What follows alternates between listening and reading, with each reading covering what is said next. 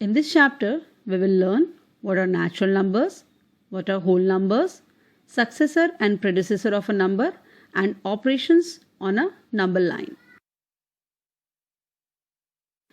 There are a lot of numbers in the world. Can you guess how many numbers are there really? Are there as many numbers as stars in the sky? Or are there as many numbers as grains of sand on all the beaches of the world? No, there are actually more numbers than all these things. So exactly how many numbers are there in the world? Actually, there is infinite amount of numbers, or we can say they are uncountable.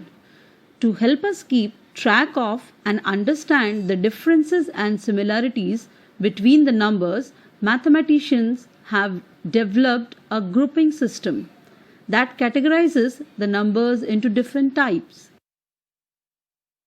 In this chapter, we will focus on natural numbers and whole numbers. Now, how do we count things? We use numbers 1, 2, 3, 4 and so on to count things.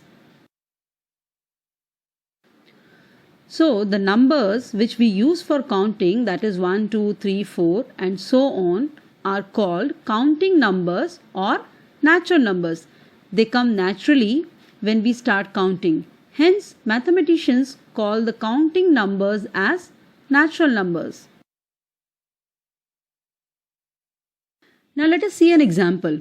Here we have a dog with 3 cookies. If it eats one of them, then there are 2 cookies left. If it eats one more, then you can see 1 cookie is left.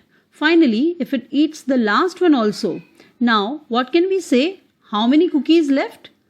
So the question arises, what is the number before 1? How can we represent the situation?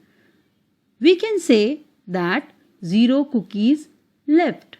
So, when there is nothing present, we say it's 0. So, 0 is the number which defines nothing. But remember, 0 is a very significant number. If we don't have 0, we don't have 10, 20, 30, 1000 and so on. As we know, 1, 2, 3, 4, 5 and so on are natural numbers.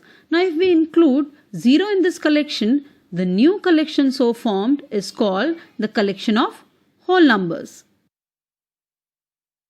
So if we include 0 in the collection of natural numbers, we get whole numbers. Thus, we can say that 0 and natural numbers together form a collection of whole numbers.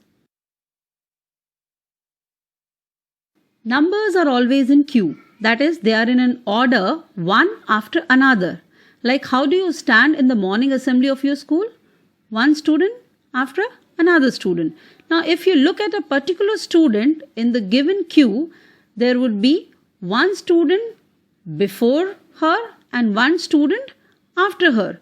In a very similar way, when we look at the numbers, there also we can see one number after another.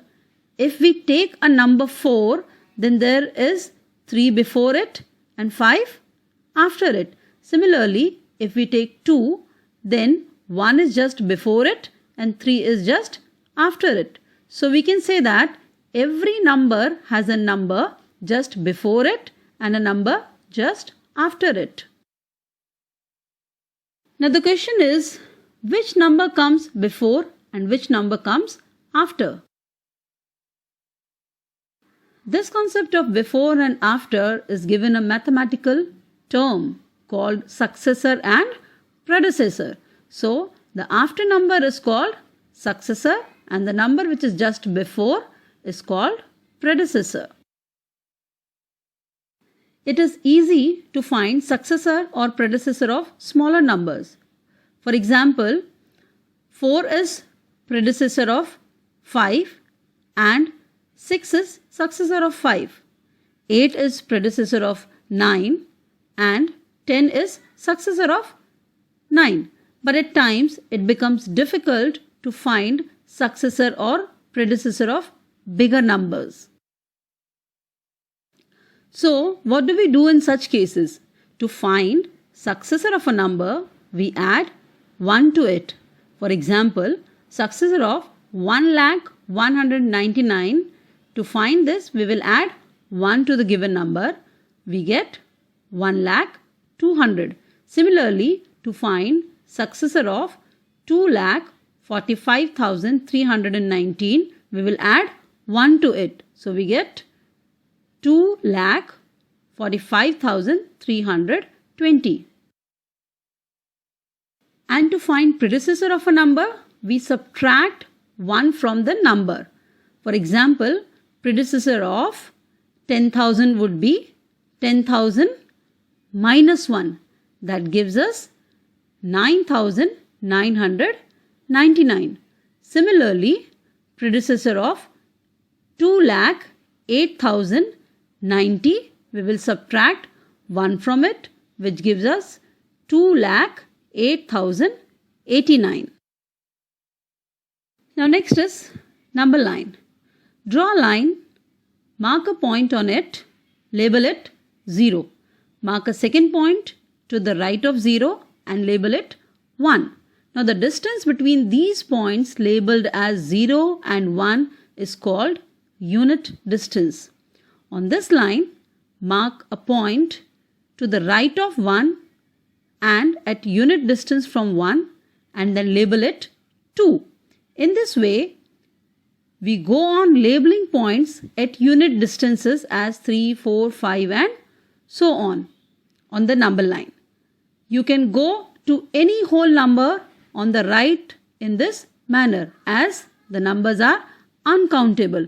So this is a number line for the whole numbers. The arrowheads on both the sides represent that the line can be extended endlessly in both the directions.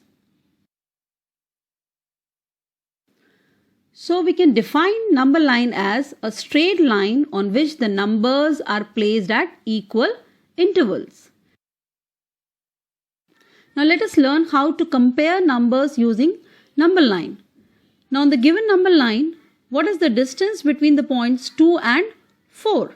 1, 2. Certainly it is 2 units. Similarly, can you tell the distance between the points 2 and 7?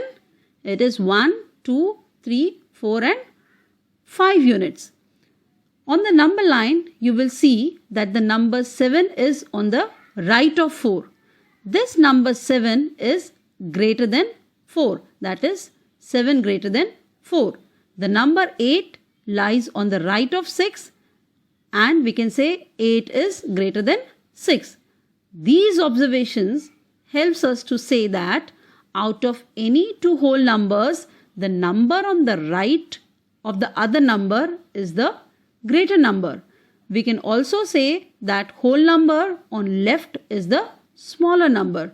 So we can compare whole numbers using number line. Addition on the number line. We can add whole numbers using number line. Let us see the addition of 3 and 4. Start from 3 since we have to add 4 to this number. So we will make 4 jumps to the right. 1, 2, 3 and 4. So where we are now? We are at 7. So the sum of 3 and 4 is 7. That is 3 plus 4 is 7. Subtraction on the number line. The subtraction of two whole numbers can also be shown on the number line. Let us find 7 minus 5. Now start from 7 since 5 is being subtracted. So move towards left with 1 jump of 1 unit. Make 5 such jumps. So where do we reach after 5 such jumps? We are at 2. So we get 7 minus 5 is equal to 2. Multiplication on the number line. We now see the multiplication of whole numbers on the number line. Let us find 3 multiplied by 2. Now 3 multiplied by 2 means 3 groups of 2. So start from 0, move 2 units at a time to the right.